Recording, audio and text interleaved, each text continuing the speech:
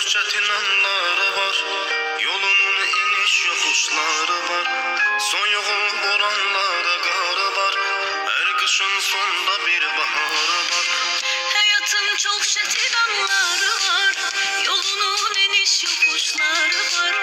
Soyuğu boranları karı var. Her kışın sonunda bir baharı var. Sevgidir nurlu ümit yolumuz. Dikenli olsa da sağ solumuz. Hayat oyunundaki rolumuz.